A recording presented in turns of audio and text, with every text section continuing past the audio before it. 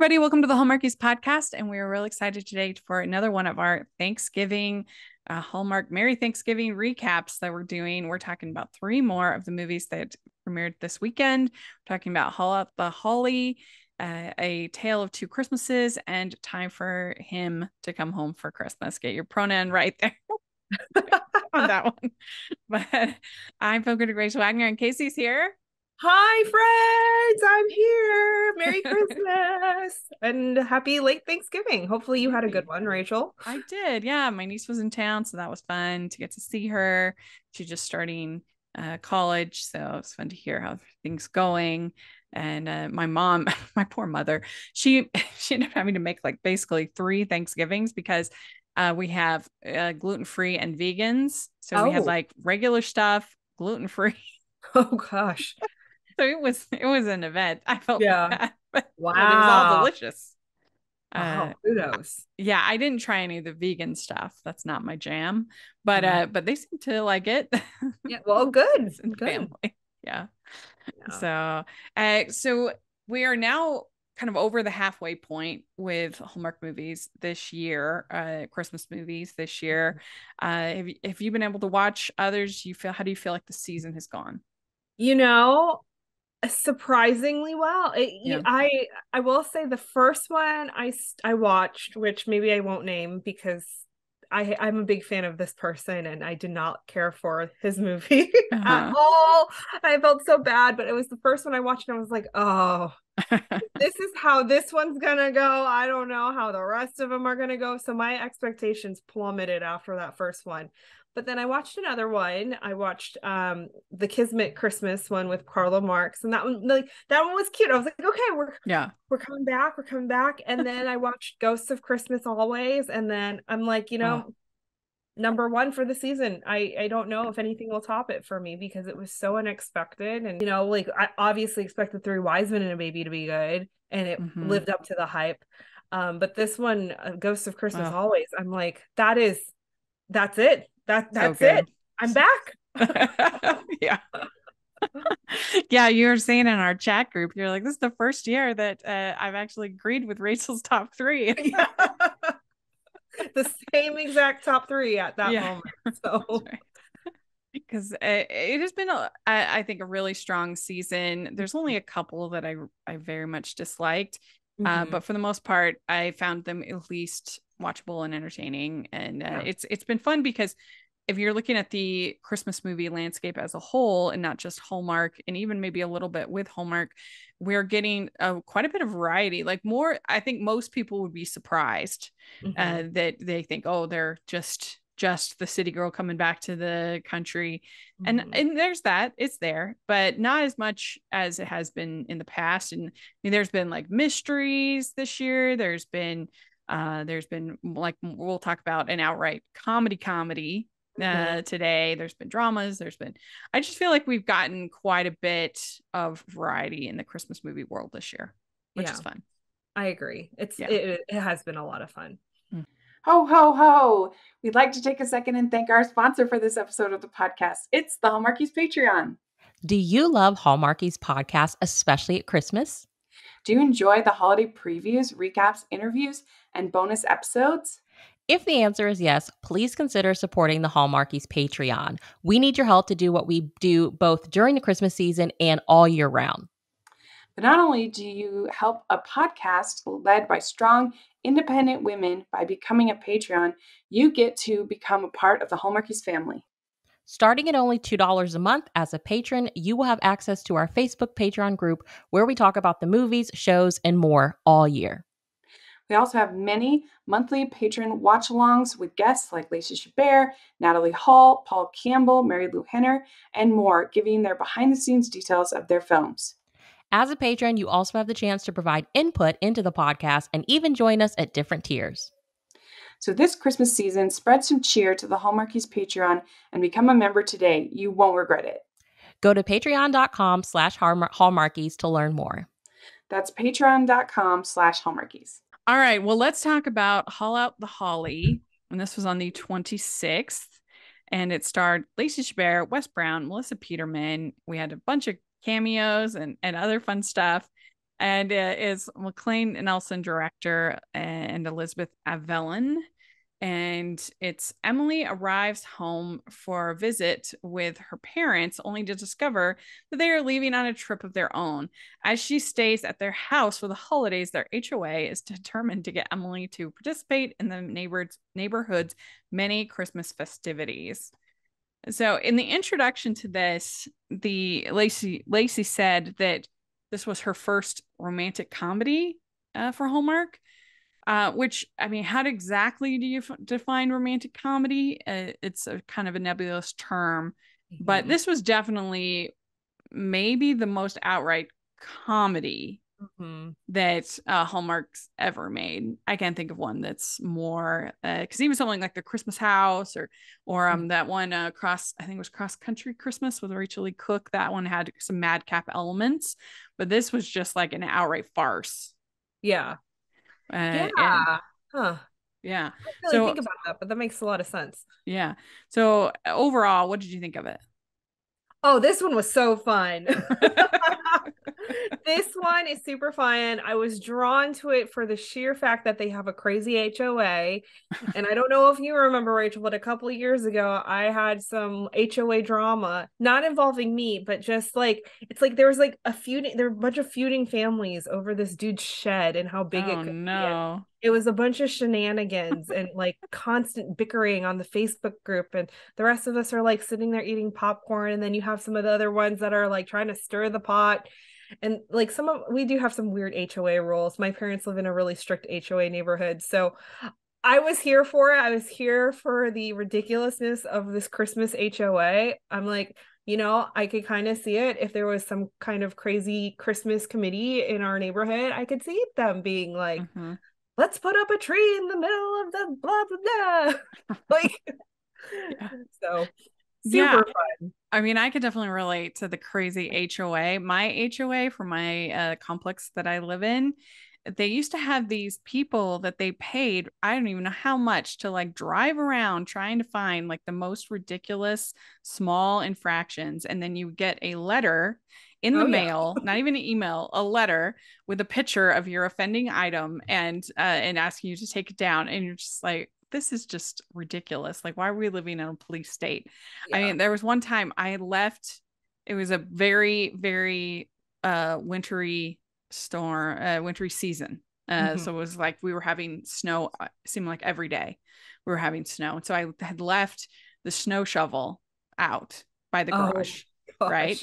I got a freaking letter.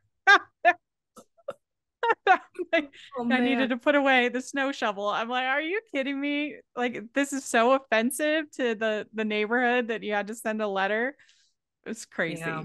But yeah, we got a letter because we didn't edge in the front of our yard, like on the sidewalk, like the literal like 10 inches of grass that breaks up the sidewalk from the street.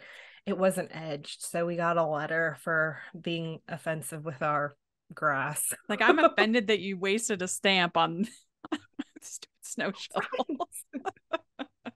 So I can definitely relate to it. I mean, I think that comedies are difficult to, I've said this many times, that comedies are hard to podcast about because at a certain point you either find it funny or you don't, and that's it. Like, and so I think it's tough. I mean, I found this funny, especially Melissa Peterman. I thought she was absolutely hilarious. You could tell that she was ad-libbing a lot. Yes. Oh my gosh. That was the other draw for me. I'm like, Lacey, we got Wes, and the queen of comedy, Melissa Peterman. I'm like, bring more Melissa to us. Yes. I love her. I love Reba. I'm a big fan of that show. I thought that she was very funny in that show, and in Baby Daddy as well. She's just hilarious. I'm so happy to have her in the Hallmark family. Yeah, so funny. I wish I mean, of course you can't have a more, like, I needed more Melissa Peterman in this movie. Yeah. I really did. I was like, I just need more of her. I just need more. Bring on the ridiculous comedy with her. Yeah. Honestly, the next one, because they're gonna make more of these, I feel like. Yeah. Next one, just have it be about her. I would die. Oh It would be yeah. so funny. Or an Eric maybe. Yes. Please. Yes. Yes. Can we talk about those cameos for a Yes. second? Yeah. I had no idea. I had no idea too. And I mean, we were talking about again in our little group chat that we have that like some of the other cameos have been really fun, like having Tyler show up in Andrew's movie or Paul Campbell and Kimberly Suster, whatever. Like those are super fun. But they're less of a surprise because we know of their connections and their involvement and their friendships and everything like that. Like I had no idea that like Eric was it had any connections with any of these people. I don't think they've done a movie together.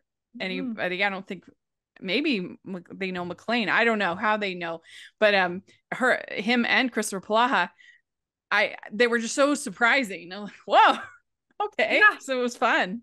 Yeah, it's super fun.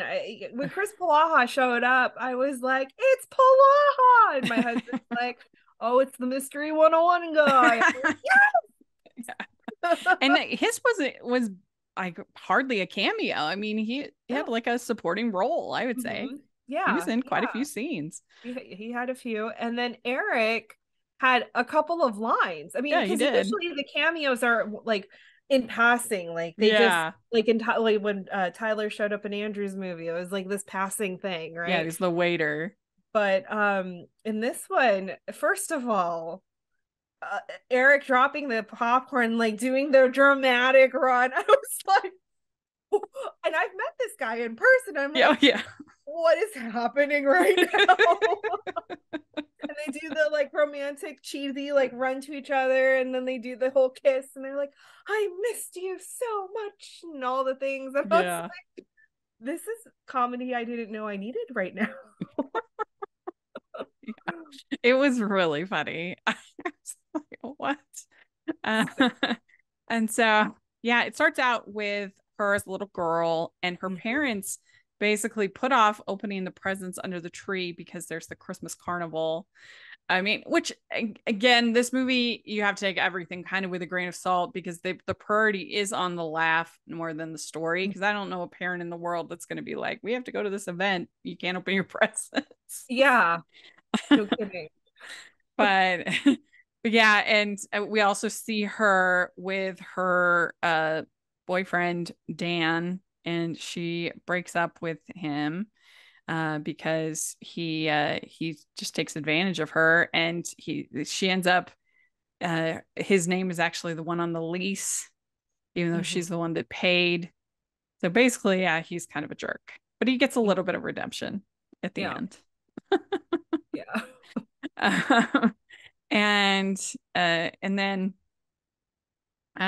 we have Wes Brown playing the head of the HOA, and he's the little boy, of course, at the beginning.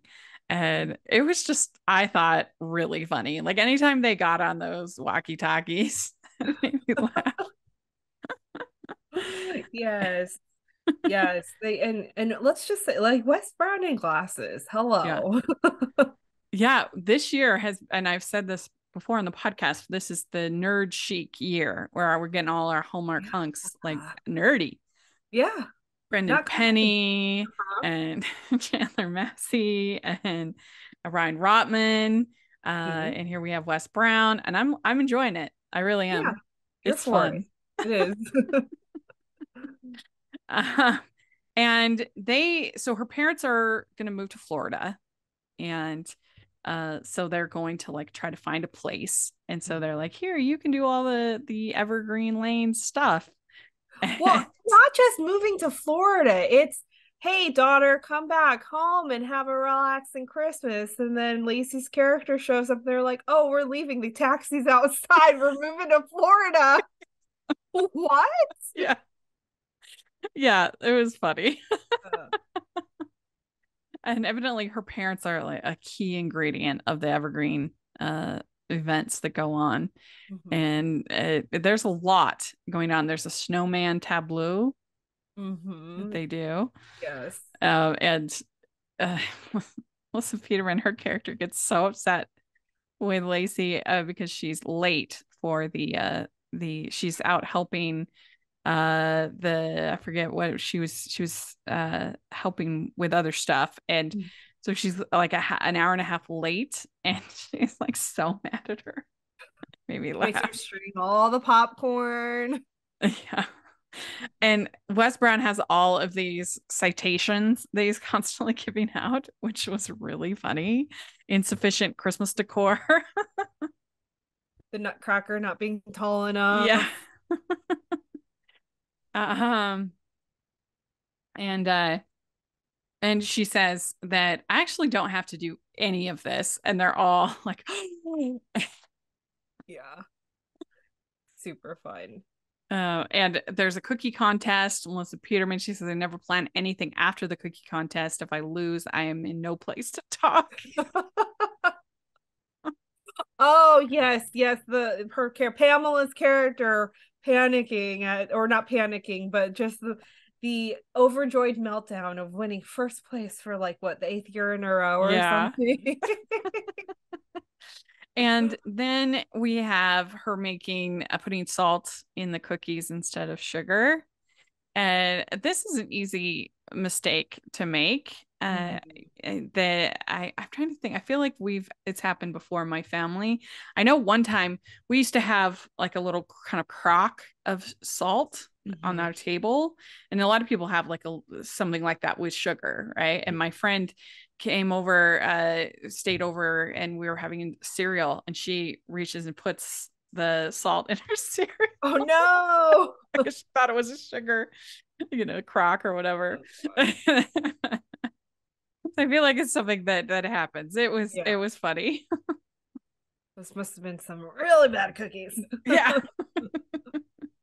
Oof. There were again a lot of moments where I could tell there was improv. Like I have to believe that the West playing with those figurines and saying Santa, I'm your father. That feels like an improv to me, but it was, I thought, really funny. Yeah, super fun.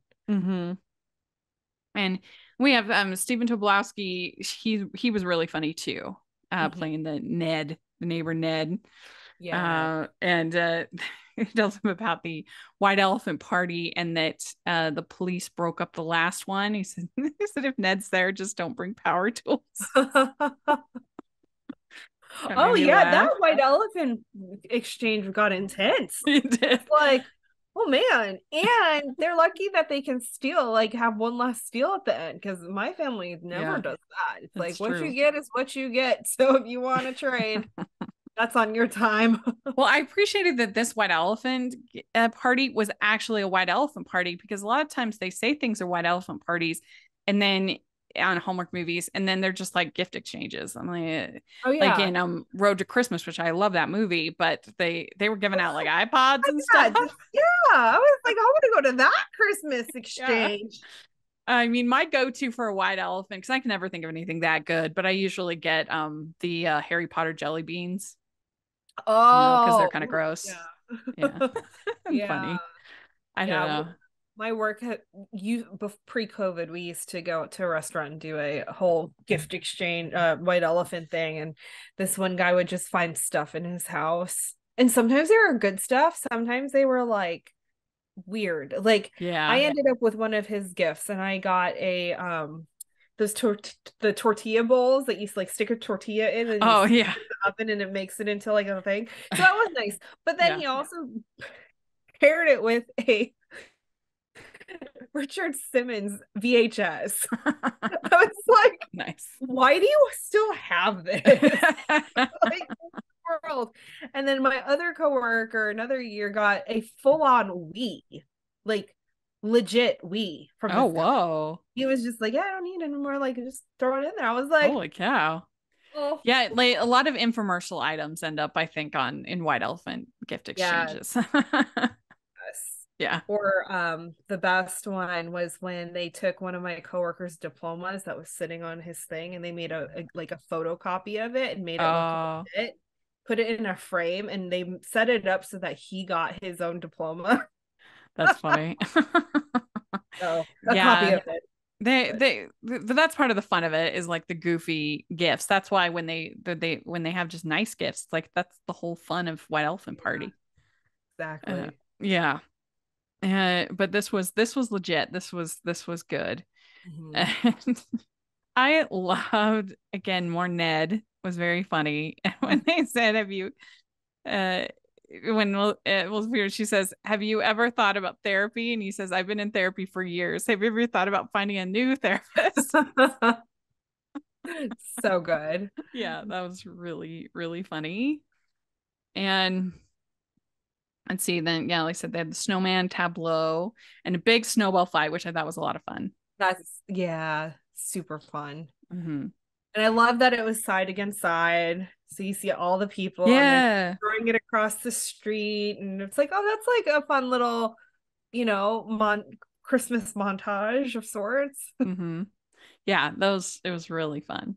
And Elizabeth Peterman singing Oh Holy Night, I Oh, I did. Yes. that was so funny because I've said it many times on this podcast, and whenever anybody in one of these movies sings "Oh Holy Night," I'm always like, because it's such a hard song. It goes Oh, a yeah. whole octave. It's really, I mean, you have to have pipes to pull it Mhm. off, and a lot of people can't and don't. And it's like, sing another song. There's so many Yeah. great, like very approachable, very nice, like carols that Yeah. you can sing. Don't sing "Oh Holy Night."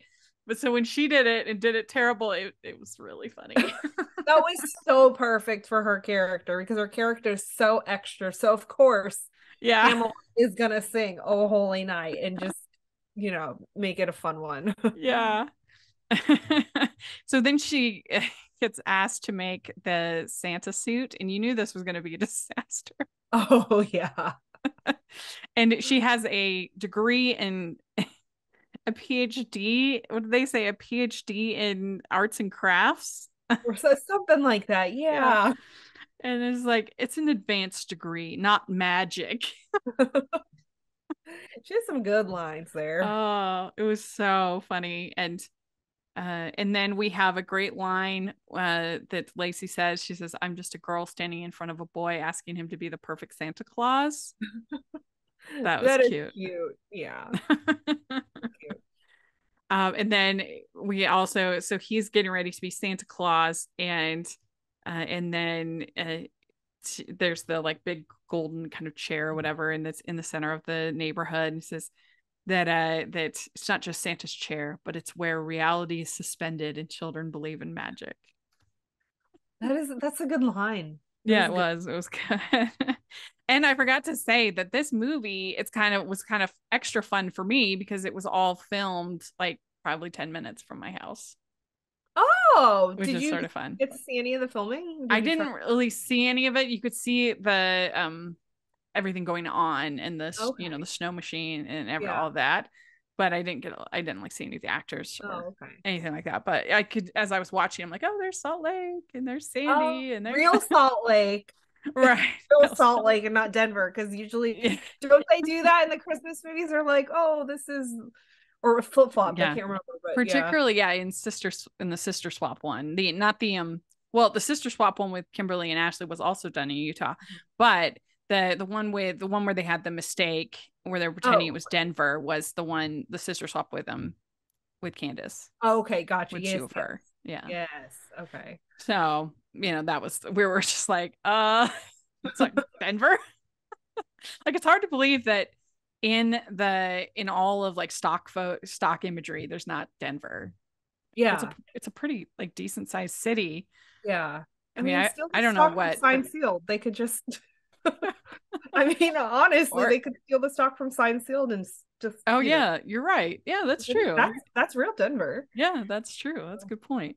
But it was funny. It was like, if it was the choice of showing Salt Lake as Denver or just doing something else, I would go with doing something else. Like just have like pictures of Christmas trees or something like that in your entrance. Yeah. I don't know. But then we have this that I was a little unclear and maybe I just missed it. So is Pamela, Melissa Peterman is her husband is it her husband or boyfriend? Husband. Okay. I thought so, but I just was a little bit unclear on that relationship. Because there's that scene where she finds out that he can't come home. Yeah. Yeah. And so she said, my husband can't come home, and now I have to go tell my daughter that he's not going to be here for Christmas again. Yeah. She's very upset. And you have this really funny scene where Lacey's hugging her, goes to hug her, Yes. like comfort her, and she's like, most people hug back. Most people. It's really funny. And Lacey's so tiny and she's so Yes. tall, so she's like, I'm hugging you, come on. Yes. And so we have him being Santa Claus, and this little girl asks for him to ask Lacey on a date as one of her wishes. Yeah. Uh, Oh, and so Lacey calls Dan, her ex, and he works for the airport, I guess, or the airline, evidently. And so then that's when Alan gets back, and that's Eric Mabius, and it was so funny. that was so funny. Yeah. We posted that on our Instagram, and we've gotten so much engagement on that. I'm like, the fans love Eric Hallmark. Yeah. I mean, he's great, and he doesn't tend to get to be funny that often. So this was nice to see, I felt like. Yeah. I mean, he did that have he had that bonkers Christmas with the Mayors. Oh, I love that movie. Yes. It's beginning to look a lot like Christmas. Yes. Yeah. So we need more Eric in a Christmas that comedy. one was that's very underrated, I think. And we had, for one of our patron watch alongs, we had Rick Garman, the writer of that movie, on, and we did the watch along for It's Beginning to Look Like Christmas. So that was fun. really fun. Yeah. But it was nice to see him be this goofy. I mean, pretty much everybody in this movie does, maybe except for Melissa, doesn't get to be madcap that often. They'll be in like rom-coms, sweet rom-coms, things like that. So it was just refreshing to see them all like going crazy. This movie was a whole hyperbole, honestly. Like, but in the best way possible. Yeah. And I said on Twitter, like, I wouldn't want all Hallmark movies to be this way, but it was a fun spice to add to the Hallmark soup this season. Yeah. I agree. Yeah. So and I think it helped that everybody was kind of a hyperbole. Like, you had all of the goofy neighbors and all of their weird like obsessions with the decorations or the Christmas like cookie contests and all of the things. So I think it helped. I think that's what helps in Hallmark comedies, is when you do have them, you have to have a good cast where everybody can just be a little wild, because it doesn't help if it's like maybe like the leads are like the funny ones and everybody else is kind of like a Debbie Downer or just kind of like not as elevated. But they had a really good cast. I mean, even the like the secondary characters, like Ellen Travolta's character, and like you said, the Stephen Tobolowsky and Melissa Peterman. So I think that's what made it just shine. Yeah. Well, and I actually think that Hallmark's TV movie formula works great with this kind of farce, because in feature films, like something like Christmas with the Cranks, it could kind of wear on you after a while. It just starts to feel like what's sort of madcap in little moments here. When it's like a full film, 2 hours or whatever, it's like, oh, this is, it starts just to feel kind of negative, and I don't know, it just starts to lose me a little bit. Actually, I think this sort of extended sitcom, length that we have kind of works for this type of humor, I think. Yeah.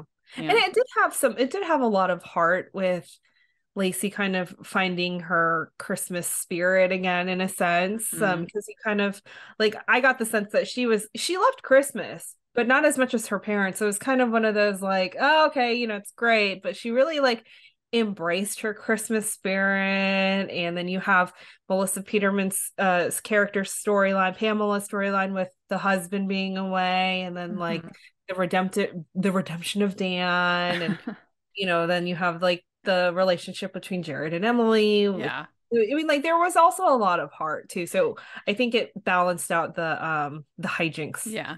Well, I think it just works with this kind of length, I think, to have this kind of pacing and everything. And so then he asks her out on a date, and that's cute. And she gives him later on she gives him a citation, which was fun. Yeah. And she ends up getting the gift from her parents end up showing up on Christmas, and they give her the gift of the house. And they're gonna still go to Florida. And then there's like the whole neighborhood is outside caroling. Yeah. Which was really good. It's good. Caroling on Christmas Day at 10 a.m. Yeah. And and then she gives him a citation with "Kiss Me" on it, which was cute. That's super cute. Mm-hmm. Such a fun movie. Yeah. So what would you give this one 1 to 5 crowns? I would probably give it maybe like a 4.25 crowns out of 5. It's on my, I think it's in my top 5, I think, as of right now. Yeah, I give it a 4. I really had a good time with it. From the creator of the #1 Christmas podcast comes a new book to surprise and delight you into a happier holiday season.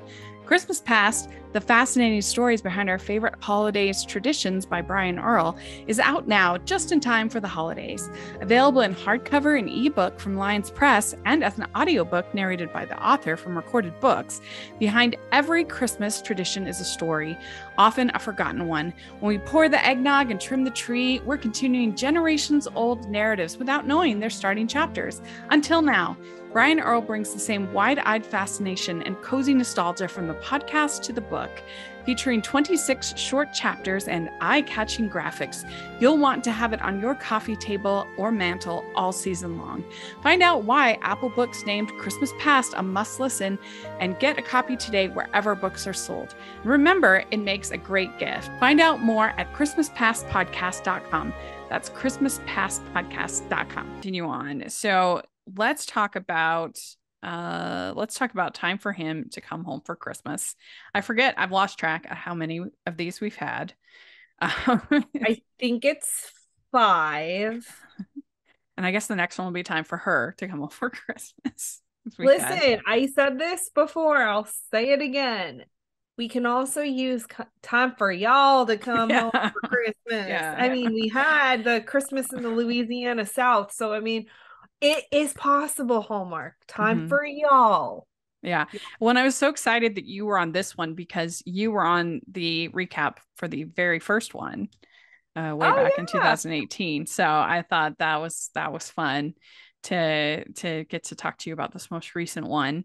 And this is Tyler Hines, Holland Roden, and then the writer Marcy Holland, who has written, I think, all of them, pretty sure. Director David Winning, and it's 4 days before Christmas. Elizabeth Athens receives a voicemail from a number she doesn't recognize. On the message, a man she doesn't know makes one final plea to the love of his life for a second chance. It's the 5th. Oh, here we got it in the summary. The 5th installment of the popular movie franchise based on Blake Shelton's song "Time for Me to Come Home for Christmas." I mean, I feel like that's a strong statement, popular. But I guess if you made 5 of them, they must be pretty popular, I guess. Yeah, this franchise is a little confusing because it's like, okay, the first one was Time for Me, then it was Time for You, Time for Them, Time for Us, Time for Him. Yeah. And so the funny thing is this franchise gets like kind of like razzed a bit on the Hallmark universe, but they're not bad. No. Like they're decent. They're pretty good. I mean, like some better than others, but it's just so funny because I think it's like everyone's confused why this is a franchise. Because they're like, wait, we didn't ask for another one. Which pronoun are we gonna use? Like, oh, they're back. Yeah, I know. It just they're all involve some kind of road trip sort of thing. And this one I was pretty nervous about because a lot of times they're like research movies where they've got like a letter or a photo or a whatever. It can be very dry for me. You know, the ring or a charm brace. But I have to say this one was pretty good. I liked it. I thought it worked pretty well. I mean, I think a lot of the credit goes to Tyler and to Holland, who I've never seen before. She was new to me. Yeah, she was new to me. I knew it was gonna be good just because Tyler's in it. Tyler doesn't usually make a bad movie. Yeah. He usually has chemistry with like anybody, including Yeah. like a paper bag. Yeah. But yeah, this one I was a little like, okay, I feel like Tyler's gonna be good. I mean, I don't know who Holland is, but I I like those two together. I thought they had really good chemistry. Mm-hmm.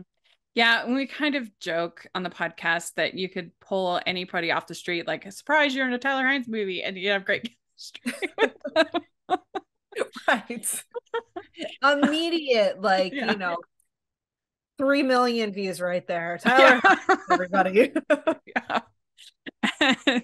And so the start of this movie, we have she's an executive assistant. She doesn't have a boyfriend. And we get this sort of flashback to past year. I forget when it was. 3 years 3 years. Yeah, 3 years later. And in that time, their friend Andrew was there, and she's kind of talking to Andrew, and she gives him a hug, and he overhears it, and thinks that they're interested in each other, and he's friends with Andrew. He's friends with both of them, but he's obviously disappointed because he's interested in her. And then they kind of they have sort of a group hug, because they do all love each other and they're friends. But it turns out that Andrew got in, I think, a car accident. Yeah, yeah. So they Elizabeth and Andrew go after, or they want to go after Tyler Hines' character because she wants to tell him that she likes him, and Tyler had left because he misunderstood. And Yeah. so I think what happened was they were driving, they hit black ice, and then Steve Basic's character was also involved. Mm-hmm. So I think the accident was really nobody's fault except the ice. Yeah. And so yeah. But they all are carrying all this guilt, all this, because that's the big reveal, is that Steve Basic was also in the crash. Mm-hmm. Yeah. So she gets this message on her phone, and she's trying to follow it, but it turns out it's from a hotel room, and the message says that I will be there. I think it's Christmas night, and please, meet me there. And so she feels bad because she thinks this guy's going to show up, and think this girl Madeline is not in love with him because she didn't get the message. So she starts kind of trying to put the pieces together, and Tyler Hines helps her with this whole process. Yeah. So, yeah. This one was really this one was kind of heavy. It was heavy. The other time for everyone to come home. Yeah, that's true, because the last one there was an amnesia plot. Jesse Schramm.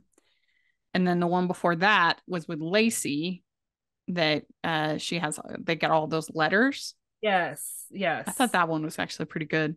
And then Allison Sweeney was in the one before that, and then the one before that was the original, the OG. Yeah. But yeah, this was heavier, I think, than some of the others, and but it fits well in Miracles of Christmas, I think. Yeah. And there were some lighter scenes, like when she goes to the chocolate place.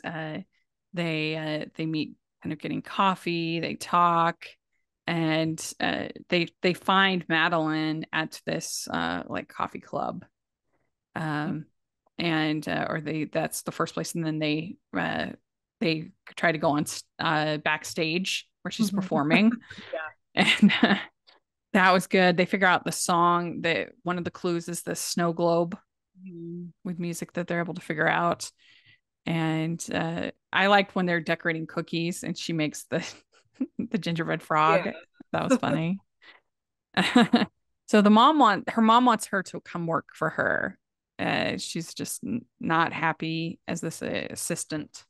in her life. And so she's kind of considering that.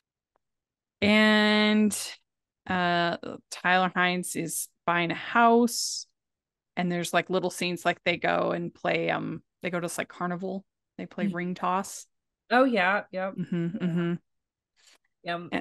And so then they find Madeline, they play the message for Madeline, and then and there's also a moment where Steve Bassett like sees Madeline, and it basically kind of hiding because she hasn't responded to his message, so he thinks that she's not interested. And then we have a lot of just like back and forth, and then we find out about the accident, and that this guy Carter Bishop, who is the Steve Bassett character, that he never got over the guilt that he felt. And then it was a cute scene. I was gonna say really quick, back to that reveal. It was a little confusing to me. I mean, like I get it, but it was also like, wait, huh? Because Madeline got Elizabeth's message and Elizabeth got Madeline's message, both from Carter. So it was kind of like, well, Madeline, you heard from Carter, so like, wouldn't you want to tell Carter? Because you already have an established relationship. Wouldn't you want to like maybe text Carter like, hey, you got the wrong number, but good hearing your voice or something? I don't know. Maybe the pain was too hard of like with how things got left 3 years. Yeah, because he left a message on her machine, but it was for it was the wrong message. They got him flipped. He was asking for forgiveness for the accident. And so yeah, that it's true. You probably would call back and be like, is everything okay? Because just because you like broken up or are not in a relationship anymore doesn't mean that like you want ill will for them. Right. Yeah, like even a text like, hey, you sent this to the wrong number. Yeah. Say bye. Yeah, that's true. It was that part was a little weird for me, because I was like, it would make sense if they didn't have an established relationship. Like if I don't know, for whatever reason it was somebody else, but because Madeline and Carter already had an established relationship, I did think that was a little weird that she didn't like at least text him and say like, hey, wrong number. Yeah. But I mean, for the storytelling, I mean, I'll suspend my disbelief. But yeah, when they meet, when Steve Bassett's character Carter Bishop and Elizabeth meet, that was a really heart-wrenching like just moment I was not ready for. So it was good. We've been carrying around this guilt for too long. Is it okay if we set it down? That was nice. I also liked the little moment where Tyler Hines holds her hand. I always love a subtle handhold. That's one of my faves. That's good. It's so good. And he finds out that she was talking about him, not about Andrew. And I was just asking Andy for advice. And so when we get a kiss, and a good kiss too. Yeah, it was. It really was. Piddly little kisses. It was a kiss. Yeah, it was. I was in love with you, and I never stopped. So then we end with this concert. I don't know who that singer was. It felt like I was supposed to know who she was. Maybe she's a country singer or something. I don't know. I'd never seen her before, but anyway, she did a good job. Good voice. So it's just like usually we don't get like a whole song like that, especially at the end of the movie. But yeah, I enjoyed this. I thought it was solid. I'd give it like a 3.5, I think. Yeah, that's what I was gonna say. 3.5 out of 5. Yeah. We'd like to take a second and thank our sponsor for this episode of the podcast. It's the Hallmarkies merch store.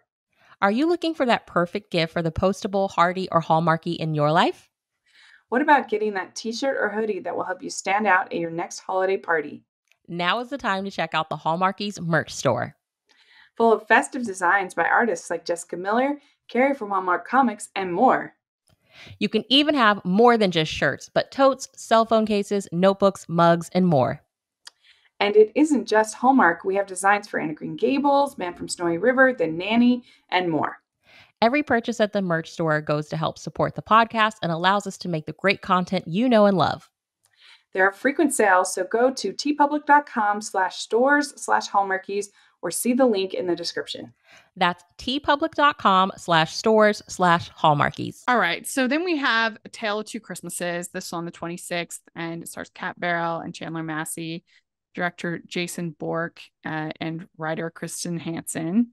Thanks to some Christmas magic, Emma gets to experience two different Christmases. One where she stays in the city and celebrates with a new crush and his friends, and one where she returns home for all the traditions with her family and Drew, a longtime friend who may have feelings for her. Emma's double holiday ultimately helps her discover what will truly make her happy in life as well as in love. And I have to say, this writer is not my favorite. Kirsten Hansen. She's probably a super nice person. I have nothing against her, just not my taste. And this one was like, okay, I thought, but I like the idea in concept of the dual identities or whatever, but in execution, I don't think it really worked. I would have rather, I think, just had an entire movie about the Chandler and Massey character, even though that's, very cliched. I just feel like everything to do with the business side, the city side, didn't really matter at all. Like, why did we go through all of these scenes with this relationship with this business guy, this lawyer? He seemed perfectly nice. I didn't have any problems with him, but like, she kind of goes through that, and then we got our ending where, everything, all the home stuff was all just a dream. Yeah, I don't know. I just felt like that meant kind of nothing. I was like, why did we waste all this time with this city stuff when we could have, in building up this relationship that just gets discarded very, very easily.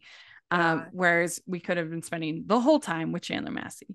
Yeah, I will say, I agree with you. I was really confused because they kept jumping back and forth between like what it is and what could be. Like that's just, I don't know if I was just tired or if I just was missing something, but I felt like I was having like a bit of whiplash between like the two different Christmases, and I was like, what is happening right now? I'm so confused. I think, like you said, the idea is good, and they've done things like that before, like what is it, the one from last year with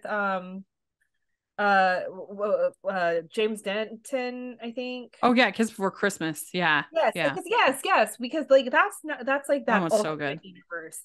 But that was like an obvious alternate universe. And it was like they stayed in the alternate universe until he was brought back to the reality, right? Yeah. Or Memories of Christmas, I think, the Nikki DeLoach and Andrew Walker one where she falls off ladder or something like that. Dream of Christmas, I think. A Dream of Christmas, that's it. Yeah. It was those titles. But it was like the same idea of like the alternate universe, but it was like very obvious that it was the alternate universe. And then I don't know, this one was just super confusing. And I mean, there's sliding doors, which is really fun, and we did a whole episode on Friendship about it if y'all want to hear more of my thoughts on that movie. But in Sliding Doors, they break off into two Gwyneth Paltrow's. There's one where she makes the subway, one where she doesn't make the subway, and you get to see how things play out in the trajectory or everything. But I feel like she like learns something in both, and we see different sides of her. And there's like, I don't know, I just don't understand what we were supposed to take away from the city side. Like, he seemed like a perfectly nice guy. They seemed like they had chemistry. And like, I almost wanted him to be more of a jerk so that then she could learn like, oh, okay, this is not what I want. This is not my life, and then go back to the city to Chandler Massey. In this case, it was like, she could be perfectly happy with this guy and this life in the city, which I guess could be interesting, but I don't know. It just felt like all that time in the city was kind of a waste. Mm-hmm. Yeah. It's like, why do we keep going back to this party? It was like the tale of two parties. Oh, that's good. But I really like Chandler. I mean, he came on the podcast. I really enjoyed pretty much everything with him in this. I thought that he was very charming. We told him on the podcast that he's now the hot nerd, the Hallmark hot nerd. And I think he lived up to that Yes. Yeah. Yeah. He's good. It's kind of hard to talk about a little bit because you got these two sort of, you can't really talk about it chronologically that well. But basically the Chicago uh story, she meets this guy Max. He's a lawyer in her building. He invites her to his party, and she first can't go, but then she misses her plane in that version, and so then she can go. And everybody's wearing really nice, clothes, including her. She looked beautiful, Mhm. and it's just kind of like a party, and they get along, I think, pretty well. There's no like big conflict really. And there's mistletoe there. They have a near kiss and then like a regular kiss. It's a very swanky party compared to the Vermont party. Going, yeah. But not bad. It was, I guess, like some of his friends were a little snobby Mhm. when she spills the cake on on one of his friends. She drops this Yule log, and she's kind of a brat about it. There's that, I guess, but I don't know. I still just didn't think, like, he's going up to the ski lodge. And he invites her up to the ski lodge, and she's like battling back and forth. Do I go home for Christmas now that the storm's let up, or do I go to the ski lodge with Max after they just had this kiss? And she decides to go to family, and they end up meeting in the airport, and she says goodbye. And I don't know, I just felt like that whole plot was a waste. Yeah. What was the point? Yeah. And Yeah. if she's not going to end up being with Max, I thought, oh, this could be interesting if like they have. I almost would prefer if both realities you have like different endings. That would have been kind of Really intriguing and interesting. different. Yeah. It'd be like, oh, she ends up with Max in this story, and then she ends up with Drew in the other story. That would have been more interesting. I would have felt like, okay, there's a reason why we did this, but no, she has to end up with Drew and both. So Yeah. I mean, I guess it's to show that like your soulmate thing. I I don't know. guess, I I guess. guess I just yeah, in execution it was a little Yeah. I did laugh when they in the Vermont timeline, when they have to go deliver the food to Aunt Martha. That was really funny. And they're like terrified of this oh, old yeah. lady. And then she is pretty cantankerous. She says, I waited less Yes. time at the DMV. Oh, intense there. Yeah. Uh, and so then Drew plays the guitar and they sing Jingle Bells, which Chandler had teased to us. He said, that I get to sing in this one. I get to play the guitar. So that was kind of fun. That's a fun little tidbit. Wait, less time at the DMV. It made me laugh. And so they go and try to fix the lights at the lodge, and they have an almost kiss in Vermont timeline, but they get stopped by this worker guy, Gordon. And you're like, oh man. And she gets an offer to she gets two offers actually in both timelines. She gets the offer to work on this big project that she pitched at the beginning of the movie and that she's been trying to be involved in, and they want her to just remote work. They don't want her to actually go down. And she's an architect, and she wants to actually have like one project where she's there like on site and involved and everything. So she's really depressed about this in both timelines. And then she gets an offer to help run the lodge, I think, or work on the lodge or something, Yeah, something like renovations. that. Yeah. Yeah. And in both timelines, to she decides to take the offer with the lodge. So she's Yeah. going to be there. She says, I didn't want to Yeah. be stuck in the office, so I quit. Well, I think it's also confusing that in both timelines, like again, it's like that same answer. So it's like, what's the point? Yeah, exactly. Like if you have like a complete juxtaposition, then it's like because then the ending will make sense because the ending was like, oh, it was a dream. And it's like, okay. Like Yeah, it was I don't weird. know, So like all of the Vermont stuff was all a dream.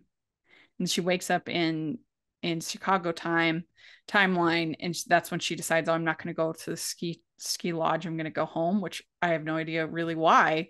Like, what was wrong? There was nothing wrong with Max. Like, Max was perfectly good, and I guess that could be interesting. Of like, here's two good choices. Which one are you going to pick? But it really wasn't played out that way, and so it was just, again, felt like, what is the point? Yeah. You know? Like it felt, definitely felt like pieces were missing too. Yeah. So I would give this one, I probably give it a 3 out of 5. Like, it was watchable, but I don't know, just not the best. Yeah. I was gonna say 2.75 because I would say like 3 is pretty average. Like 2.7, like I don't know. I don't know that I would watch this one again, honestly. Like, it wasn't terrible. It was just lots of like, what? A lot of confusing moments. The execution wasn't super great. I mean, the actors did a lovely job. I mean, nothing against them, but it was just the storyline where I don't know, it kind of lost me. It was really only half a good movie.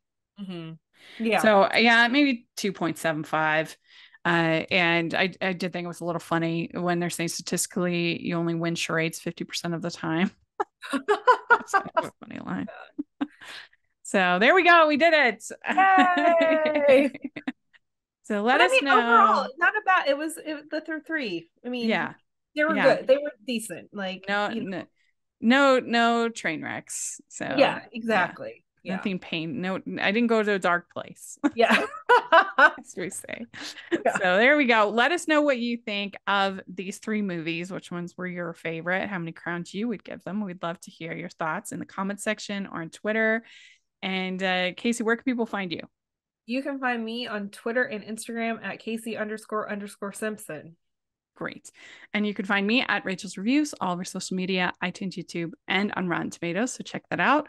Also, make sure you're following the podcast at Hallmarkies Pod and Hallmarkies Podcast. We are having this Facebook issue, so don't try to contact us through there, or contact us through, you can join the Patreon, which is great, and has lots of fun perks and benefits. Please take a look at that.